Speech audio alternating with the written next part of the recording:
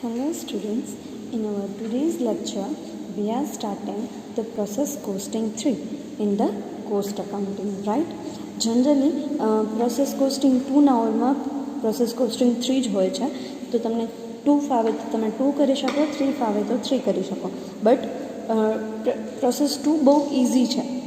તમે આગળ જોયું પ્રોસેસ 2 ઇઝી છે, એના કમ્પેરેટિવલી પ્રોસેસ 3 થોડુંક લેન્ધી છે. લેન્ધી મીન્સ સમ કેલ્ક્યુલેશન કરવામાં લેન્ધી છે અને એના ઘણા બધા સ્ટેટમેન્ટ પણ બનાવવા પડે છે. બટ તમને જે ફાવે એ કરી શકો, કે 2 ઇઝી લાગે તો 2 કરી શકો, 3 ઇઝી લાગે તો 3 કરી શકો. અને કમ્પલસરી એવું નથી જ કે 2 ના ઓવરમાં 3 હોય જ, ક્યારેક બંને કમ્પલસરી હોઈ શકે છે. એના માટે આપણે કોસ્ટિંગ 3 કરવું જરૂરી છે, આપણે સ્કીપ કરી શકીએ નહીં. એટલે આપણે સ્ટાર્ટ કરીએ છીએ પ્રોસેસ કોસ્ટિંગ 3. હવે આપણે પ્રોસેસ કોસ્ટિંગ 1માં જોયું હતું કે પ્રોસેસ 1માંથી 2માં ટ્રાન્સફર થાય, 2માંથી 3માં ટ્રાન્સફર થાય અને કઈ રીતે આપણે કેલ્ક્યુલેશન કરી શકીએ, બરાબર છે. પ્રોસેસ કોસ્ટિંગ 2માં જોયું હતું કે ઇન્ટર પ્રોસેસ પ્રોફિટ જ્યારે ઇન્ક્લુડ કરીએ છીએ તો કેવી રીતે કરીએ છીએ, બરાબર છે. હવે પ્રોસેસ કોસ્ટિંગ 3માં શું નવું છે? પ્રોસેસ કોસ્ટિંગ 3માં નવું વર્ક ઇન પ્રોગ્રેસ છે. વર્ક ઇન પ્રોગ્રેસ એટલે શું કે at the end of the month પૂરો થાય અથવા તો યર પૂરું થાય અથવા તો ક્વાર્ટર પૂરું થાય, જ્યારે આપણે અકાઉન્ટ્સ બનાવીએ છીએ, બરાબર છે, ત્યારે જરૂરી નથી કે આપણા બધા ગુડ્સ ફિનિશ ગુડ્સમાં કન્વર્ટ થઈ જ જાય, બરાબર છે. કે મંથ પૂરો થાય ને આપણા બધા યુનિટ્સ પણ ફિનિશ ગુડ્સમાં કન્વર્ટ થઈ જાય, ના, એવું પોસિબલ નથી. તો ઘણી વખત વર્ક ઇન પ્રોગ્રેસ થતું હોય છે. વર્ક ઇન પ્રોગ્રેસ એટલે કે ફિનિશ ગુડ્સમાં કન્વર્ટ ન થયા હોય પણ સેમી ફિનિશ ગુડ્સ હોય, બરાબર છે. તો એનું લેવલ ઓફ કમ્પ્લીશન કેટલું છે, વર્ક ઇન પ્રોગ્રેસ કેટલું છે, અને વર્ક ઇન પ્રોગ્રેસનો ઓપનિંગ સ્ટોક આપેલો હોય તો કઈ રીતે કેલ્ક્યુલેશન કરવાની.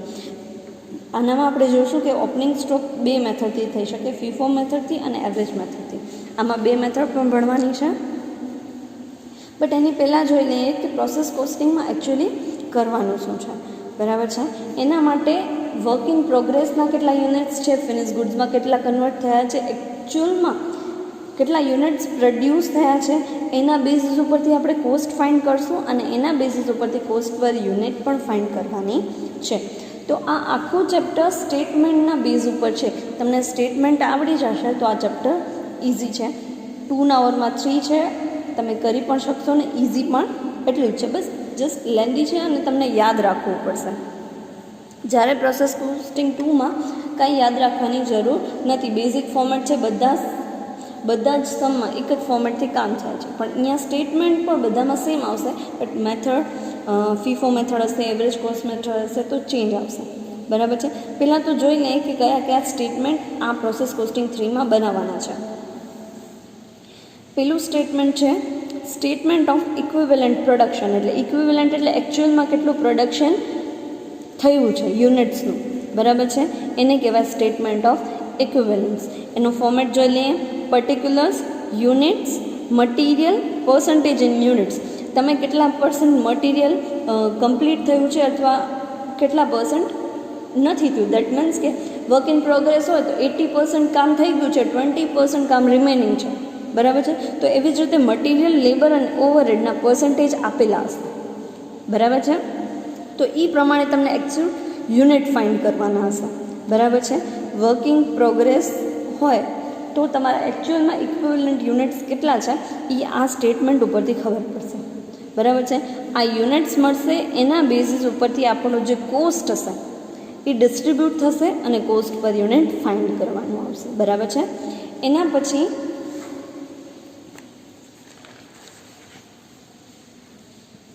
સ્ટેટમેન્ટ બનશે સ્ટેટમેન્ટ ઓફ ઇવેલ્યુએશન. એના ઉપરથી ટોટલ કોસ્ટ ડિસાઇડ થશે, બરાબર છે. અને લાસ્ટમાં પ્રોસેસ અકાઉન્ટ બનશે, જે તમે ઓલરેડી પ્રોસેસ 1માં શીખી ગયા છો. આ બધી જ વેલ્યુ આપણે આમાં યુઝ કરવાની છે. કાંઈ જ ફાઇન્ડ નથી કરવાનું. બધી જ ઇન્ફોર્મેશન આપણે આગળના 3 સ્ટેટમેન્ટમાં ફાઇન્ડ કરી લેશું. જે ફોર્મેટ છે પ્રોસેસ અકાઉન્ટના ફોર્મેટમાં પુટ કરીને ફાઇન્ડ કરશું, બરાબર છે. એક ઇલિસ્ટ્રેશનથી સ્ટાર્ટ કરીએ તો તમને સમજવામાં ઇઝી રહે. અત્યારે ઓપનિંગ સ્ટોકવાળો સમ નથી કરતા. ઓપનિંગ સ્ટોકવાળો પહેલાં બેઝિક સમજી લઈએ, પછી ઓપનિંગ સ્ટોકવાળો કરશો, એમાં ફીફો અને એવરેજ મેથડ બંને આવશે, બરાબર છે. અત્યારે બેઝિક સમ સ્ટાર્ટ કરીએ છીએ. Let's start with illustration number 4.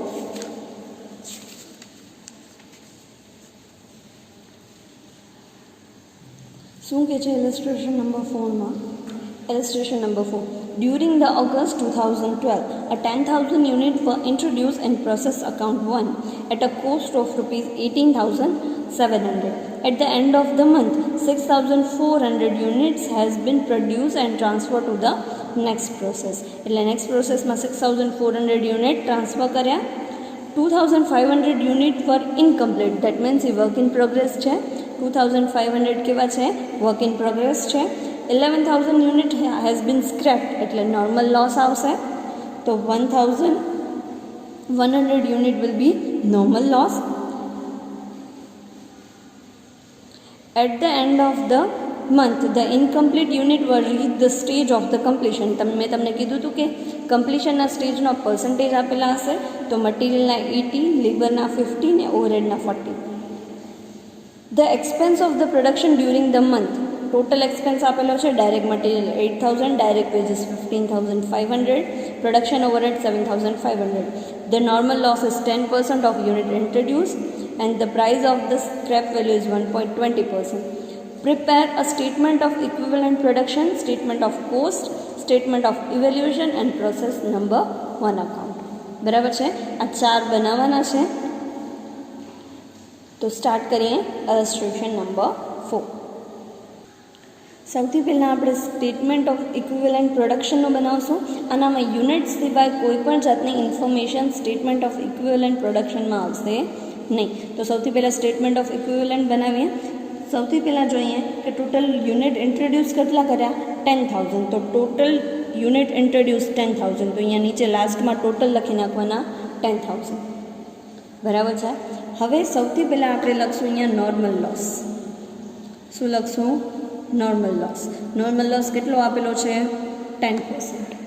10,000ના 10% કેટલા આવશે? 1,000. બરાબર છે. નોર્મલ લોસ કેટલો આપેલો છે? 1,000. સૌથી પહેલાં અહીંયા શું આવે? Normal loss. 10,000ના 10% 1,000. અને હંમેશા યાદ રાખજો નોર્મલ લોસનું કમ્પ્લીશન સ્ટેજ નહીં લેજો, કારણ કે ઓબ્વિયસલી નોર્મલ લોસ થઈ ગયું છે. એ લોસ પૂરું થઈ ગયું. દેટ મીન્સ કે લોસ થઈ ગયો તો એનું કોઈ કમ્પ્લીશન ઇનકમ્પ્લીશન જેવું કંઈ હોતું નથી. એટલે નોર્મલ લોસનું રિમેઇનિંગ સ્ટેટમેન્ટ નીલ જ આવશે. બરાબર છે. એના પછી આપણે જોઈએ ફિનિશ ગુડ્સ. ફિનિશ ગુડ્સ કેટલા છે? તો કે 6,400. બરાબર છે. એ પણ ધ્યાન રાખજો ફિનિશ ગુડ્સ કોને કહેવાય? જે ફિનિશ થઈ ગયા હોય. બરાબર છે. તો એનામાં કમ્પ્લીટ ઇનકમ્પ્લીટ જો એવું કાંઈ હોતું નથી. એટલે અહીંયા કમ્પ્લીશન ઓફ સ્ટેજ 100% આવશે ત્રણેયમાં. બરાબર છે. અને અમાઉન્ટ યુનિટ્સ પણ સેમ આવશે.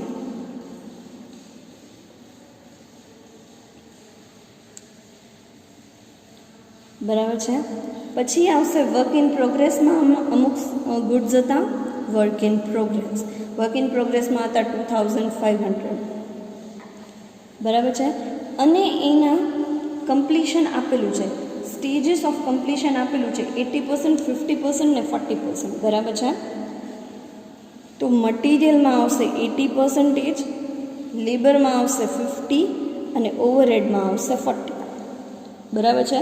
તો 2,500 વર્ક ઇન પ્રોગ્રેસ હતા, એનામાંથી 80% મટીરિયલના કમ્પ્લીટ કરેલા છે. બરાબર છે. તો 20 to 80% કેટલા આવે? 2,000. બરાબર છે. એવી જ રીતે 2,500ના 50% કેટલા આવશે? 12,050. અને 2,500ના 40% કેટલા આવશે? 1,000. બરાબર છે.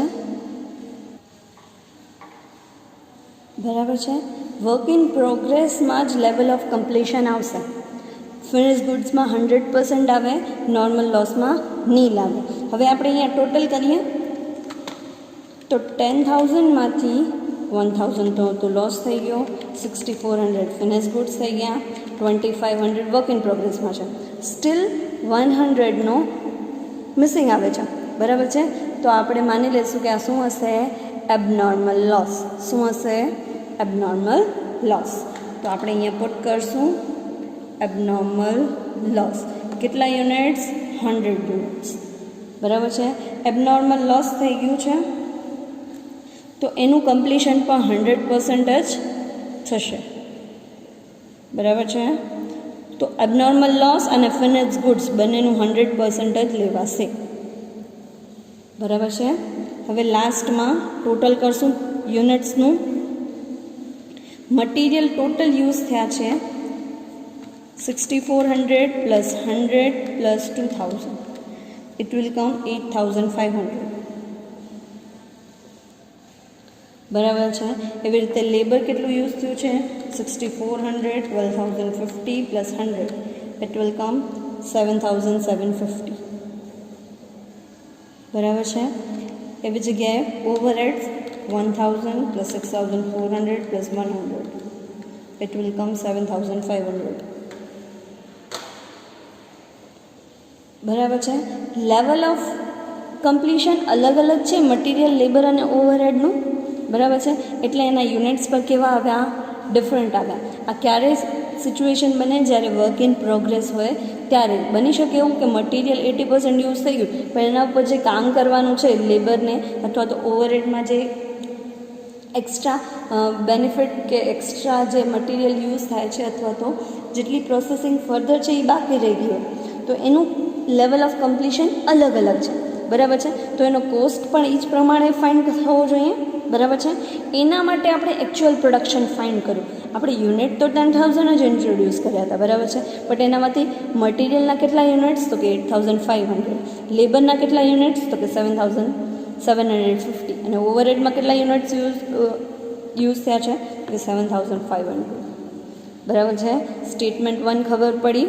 સૌથી પહેલાં નોર્મલ લોસ, પછી finish goods, work in progress. Abnormal loss હોય કે ગેઇન હોય, લોસ હોય તો પ્લસ થાય, ગેઇન હોય તો માઇનસ થાય. અહીંયા લોસ હતું એટલે આપણે ટોટલમાં પ્લસ કર્યું. અહીંયા એબનોર્મલ ગેઇન હોય તો માઇનસ કરવાનું. બરાબર છે. એક ગેઇનવાળું પણ હું તમને સમ કરાવીશ. બરાબર છે. હવે આપણે એના ઉપરથી મટીરિયલ, લેબર અને ઓવરહેડના યુનિટ્સ ઉપરથી આપણે સ્ટેટમેન્ટ ઓફ કોસ્ટ બનાવીશું. બરાબર છે. Statement of cost. સૌથી પહેલાં આપણે મટીરિયલ ફાઇન્ડ કરશું. સો મટીરિયલ, સૌથી પહેલાં યુનિટ ઇન્ટ્રોડ્યુસનું મટીરિયલ. સૌથી પહેલાં યુનિટ 10,000 ઇન્ટ્રોડ્યુસ થયા હતા, એનું કોસ્ટ હતું 18,700.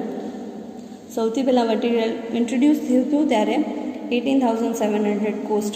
બરાબર છે. એના પછી ડાયરેક્ટ મટીરિયલ 8,000 આપેલા છે, તો એ આપણને એડ કરવા પડે. તો એડ કરશું પ્લસ મટીરિયલ 8,000. ટોટલ કેટલું આવશે, 26,700 મટીરિયલ. બરાબર છે. એનામાંથી માઇનસ થશે. સ્ટેટમેન્ટ યાદ રાખજો, મટીરિયલ જે ઇન્ટ્રોડ્યુસ કર્યું હોય એ પ્લસ એડિશનલ મટીરિયલ. બરાબર છે. Minus cell of scrap. Cell of scrap. Normal loss કેટલો હતો, ખાલી નોર્મલ લોસનો. બરાબર છે. નોર્મલ લોસ હતો 1000 ઇન્ટુ પ્રાઇઝ આપેલી હતી 1.2, 1200. કેટલા આવ્યા, 1200. તો 1200 માઇનસ થશે એટલે આપણને ટોટલ મટીરિયલ મળશે 25,500. મટીરિયલનું ફોર્મેટ આ જ રહેશે, material plus new material introduce minus cell of scrap. બરાબર છે. એટલે ટોટલ એક્સપેન્ડિચર હશે 25,500. આપણે શેનું કરીએ છીએ, મટીરિયલ. મટીરિયલના equivalent units. તો મટીરિયલના ઇક્વિવેલન્ટ યુનિટ્સ કેટલા છે, 8,500. તો અહીંયા આવશે 8,500. બરાબર છે. તો કોસ્ટ પર મટીરિયલ કેટલું મળશે, 25,500 ડિવાઈડ બાય 8,500. કોસ્ટ પર મટીરિયલ મળશે 3 રૂપીસ. બરાબર છે. હવે આપણે લેબરનું જોઈએ. લેબર આપેલું છે 15,500. બરાબર છે.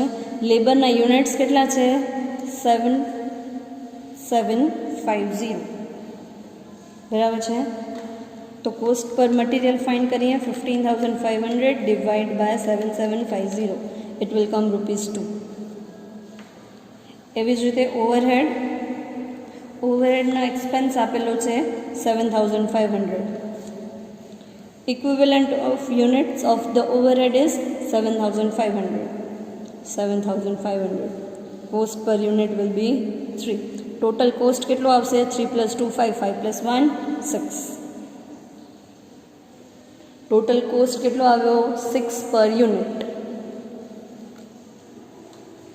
અને ટોટલ એક્સપેન્ડિચર કરીએ 25,500 plus 15,500 plus 7,500 it will come 48,500 બરાબર છે। એટલે ટોટલ એક્સપેન્સ આવે 48,500, કોસ્ટ પર યુનિટ આવી ₹6।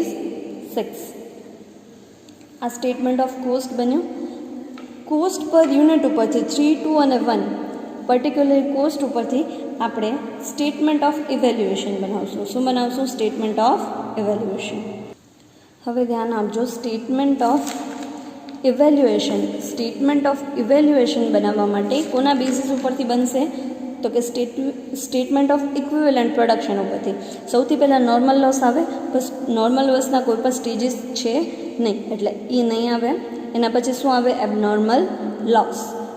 તો સ્ટેટમેન્ટ ઓફ ઇવેલ્યુએશનમાં પણ સૌથી પહેલાં શું આવશે? એબનોર્મલ લોસ બરાબર છે। હવે એબનોર્મલ લોસની અંદર ફર્ધર બાયફિકેશન આવશે મટીરિયલ, લેબર, ઓવરહેડ।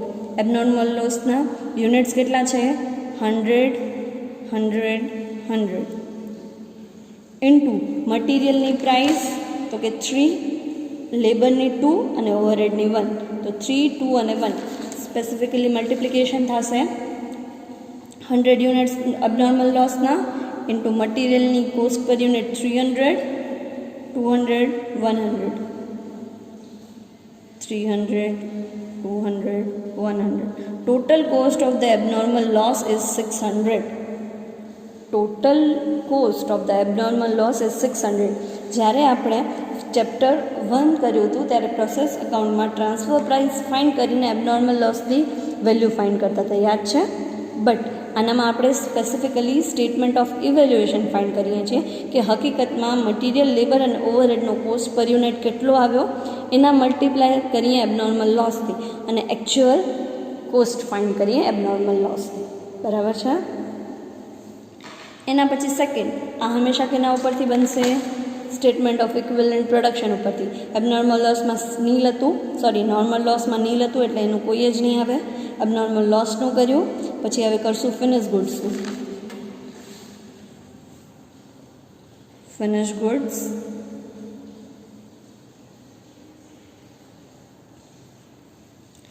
ગુડ્સમાં આપ્યું further bifurcation, material, labour, overhead 6,400, 6,400, 6,400 into 3 into 2 into 1. મટીરિયલની પ્રાઇસ, લેબરની પ્રાઇસ અને ઓવરહેડની પ્રાઇસ, બરાબર છે? ટોટલ આવશે 19,200, 12,800 and 6,400. 19,200 plus 12,800 plus 6,400 total will 38,400. બરાબર છે? ફિનિશ ગુડ્સ પછી આવશે વર્ક ઇન પ્રોગ્રેસ. તમે આમાં ડાયરેક્ટલી પણ કરી શકો, 64,400 ઇન્ટુ 6 ડાયરેક્ટ કરશો તો પણ આન્સર આવશે, કારણ કે અહીંયા યુનિટ સેમ છે, બરાબર છે? હવે વર્કિંગ પ્રોગ્રેસમાં ચેન્જ આવશે. વર્કિંગ પ્રોગ્રેસમાં પેલું છે મટીરિયલ, લેબર અને ઓવરહેડ. મટીરિયલના યુનિટ્સ છે 8,500, મટીરિયલના યુનિટ્સ છે 2,000, લેબરના છે 12,050 અને ઓવરહેડના છે 1,000. તો અહીંયા યુનિટ્સમાં ચેન્જ આવી જશે, યસ. તો અહીંયા આવશે 2,000, 12,050 and 1,000 into 3 into 2 into 1, 6,000, 2,500 and 1,000. Work in progress will be 9,500. બરાબર છે. તો આપણે આ એની એકચ્યુઅલ વેલ્યુ ફાઇન્ડ કરી, જે આપણે પ્રોસેસ અકાઉન્ટમાં ટ્રાન્સફર પ્રાઇસ ફાઇન્ડ કરીને કરતા હતા એની જગ્યાએ આપણે સ્ટેટમેન્ટ ઓફ ઇવેલ્યુએશનમાં કોસ્ટ વેલ્યુ પુટ કરીને આપણે સ્ટેટમેન્ટ ઓફ ઇવેલ્યુએશન બનાવ્યું. બરાબર છે. બસ આ ફાઇન્ડ થઈ ગયું પછી આપણે ડાયરેક્ટલી અકાઉન્ટ ડ્રો કરીએ. અકાઉન્ટમાં તમને ખબર જ છે સૌથી પહેલાં શું લેવાય? Unit introduce. Unit introduce 10,000, price છે 18,700. બરાબર છે. એક્સ્ટ્રા મટીરિયલ આપણે એડ કર્યું છે તો direct material 8,000, direct labour 15,500, overhead 7,500. બરાબર છે. આ સાઈડમાં સૌથી પહેલાં નોર્મલ લોસ આવે, કેટલું છે? 1,000 ઇન્ટુ પ્રાઇસ કેટલી છે તો કે અહીંયા આપણે ઓલરેડી ફાઇન્ડ કરી છે 1,200. સો 1,200 પુટ કરીએ. પછી આવે એબનોર્મલ વેસ્ટેજ. એબનોર્મલ વેસ્ટેજ કેટલું છે તો કે 100 યુનિટ્સ, પ્રાઇસ ઇઝ 600. તો અહીંયા 100 યુનિટ્સ, પ્રાઇસ છે 600. એના પછી શું આવશે? Finish goods. Finish good means transfer to process account B. So by process account B or 1 or 2. કેટલા છે? 6,400 યુનિટ્સ, પ્રાઇસ વિલ બી 38,400. જે આપણે આગળ ટ્રાન્સફર પ્રાઇસથી ફાઇન્ડ કરતા હતા એની જગ્યાએ આપણે સ્ટેટમેન્ટ બનાવીને ફાઇન્ડ કરીએ છીએ એઝ ઇટ ઇઝ પુટ કરી દઈએ છીએ. બરાબર છે. એના પછી આવશે by work in progress. Work in પ્રોગ્રેસના યુનિટ્સ આવશે 2,000 plus 12,050 plus 1,000. Sorry work in પ્રોગ્રેસના યુનિટ્સ આવશે 2,500. વેલ્યુ કેટલી આવશે તો કે 9,500. બરાબર છે. અકાઉન્ટ ક્લોઝ કરશો તો અકાઉન્ટ ક્લોઝ જ થશે કારણ કે આપણે ઓલરેડી બધી વેલ્યુ ફાઇન્ડ કરી લીધી હતી.